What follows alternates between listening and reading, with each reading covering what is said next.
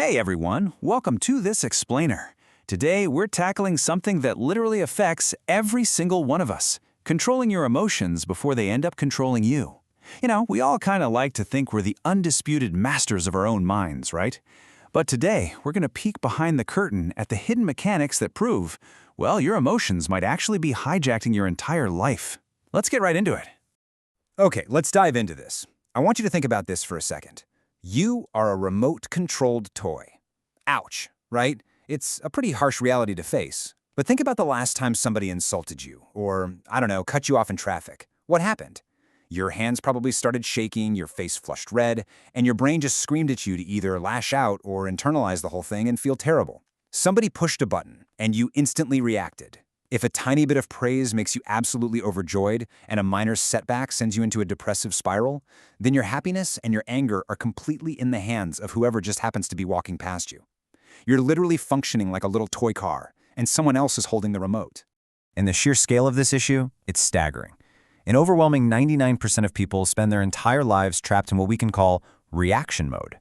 They live their whole lives without a single filter between what happens to them and how they respond. Someone yells, they yell back. Someone praises them, they smile.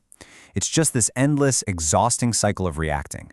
But that tiny, elite 1%, those are the people who figured out the exact secret we're unpacking today. They realize that our biological, emotional responses aren't actually designed to help us thrive in the modern world at all.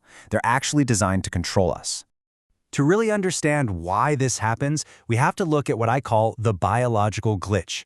So picture this, your boss is yelling at you. In that exact fraction of a second, your body is dumping the exact same survival chemicals into your bloodstream that it would if you were standing face-to-face with a hungry lion. Your heart rate skyrockets, your muscles tense up, and your primitive brain basically gives you two options: physically fight the threat or run for your life. But, well, here's the glitch. It's the 21st century. You obviously can't physically attack your boss, and you can't just sprint out of the office building. You're stuck. So what happens to all those intense primal chemical signals? They just fester, they turn inward, and they transform into crippling anxiety and endless overthinking. And this brilliantly illustrates exactly how we need to fix this glitch through a massive cognitive shift. Listen to this. When you say, "I am angry," you're literally making that emotion your core identity. You become the anger. But that sentence is fundamentally flawed. The correct reality is, my body released an anger chemical. Do you see the difference there? The emotion isn't you, it's just a system notification. It's a temporary chemical signal passing through your bloodstream. When you treat it like an identity, you become a monster. But when you treat it like a temporary glitch, or, just a little notification popping up on your phone, the entire game changes. You can just swipe it away. But what happens when we don't swipe it away? What happens when we fail to recognize that notification and let the animal out of the cage? Basically, what happens when the 5-second glitch wins? The most dangerous people in the world aren't the ones with the biggest muscles. The truly powerful ones are those who have successfully caged this biological glitch. Because when you let that 5-second emotional surge take over without any logical filter, the consequences aren't just, a bad mood for the afternoon. The consequences can be absolute devastation. Let me walk you through a tragic, very real-world example of exactly what I mean. Imagine a man is driving his car. Out of nowhere, a 6-year-old child runs out onto the road. The driver heroically slams on his brakes. Disaster avoided, right? Thank goodness. But a biker riding directly behind him is forced to abruptly brake as well. The biker gets triggered. In a matter of seconds, the biker yells at the driver to get out of the car. The driver steps out, and in the heat of a pure, unadulterated emotional glitch, the biker grabs a brick and hits the driver in the head. The driver dies. 5 seconds. That's all it took. From a completely normal commute to a murder, with absolutely zero logic involved. 20 years. That is the prison sentence that biker received. 20 years of his life, just gone. A family completely destroyed. A life ended. And for what? It wasn't some premeditated master plan. It was entirely because he could not control a 5-second emotional glitch. He gave into that chemical surge, and it literally cost him his freedom for 2 whole decades.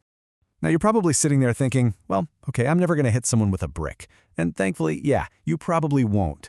But the everyday cost of this glitch is playing out in your life right now. Maybe you aren't going to a literal prison, but your inability to control your emotions might actually be turning your relationships into a prison. You get triggered, and you speak unforgivable words to the people you love the most, words you can literally never take back.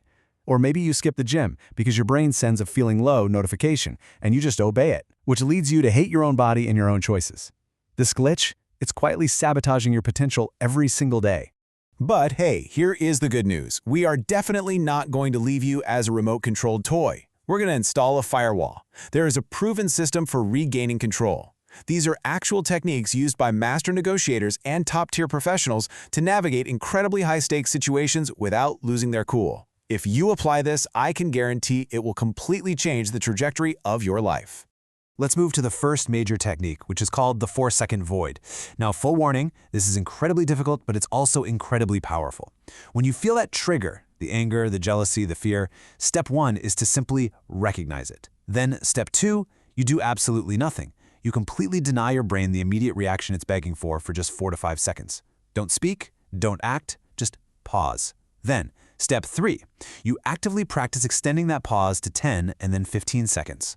Look, when your brain tells you to quit working and go rest, or to scream back at your partner, creating this void literally starves that chemical reaction of its power. You break the cycle of slavery, which allows step 4 to happen. Your logical mind finally comes back online. Now, creating a void is powerful for sure, but there's a second method for when you're under direct fire called the redirection strategy. This actually comes from a piece of wisdom passed down by an elder, someone who understood human nature on a deeply profound level. Because when someone is actively trying to provoke you, insulting you right to your face, or trying to pick a fight, creating a void might not feel like quite enough. You actually need to actively dismantle their power over you. So the crucial point here is exactly how you deploy your focus while under fire. When someone is insulting you, the elder's advice was to completely stop focusing on them, literally ignore their existence in your mind. Instead, forcefully redirect your thoughts to something incredibly mundane. Think about your immediate travel plans, like are you going to catch your bus on time? What's your route home looking like? Or, brilliantly, think about what sweets, what mithai you need to buy for your relatives later that day. I know it sounds completely bizarre, but think about it. When you are mentally debating whether to buy chocolate or pastries, while someone is literally screaming at you, you completely devalue the attacker. You drop their worth to absolute zero in your mind. And your biological glitch? It never even gets the chance to fully activate. So what does this all mean for us? Well, the most important question you need to ask yourself today is this. Will you let a 5-second chemical glitch ruin your relationships, your goals, and ultimately your life? Or will you take the remote control back? Are you going to practice the void, redirect your focus, and finally master your own mind?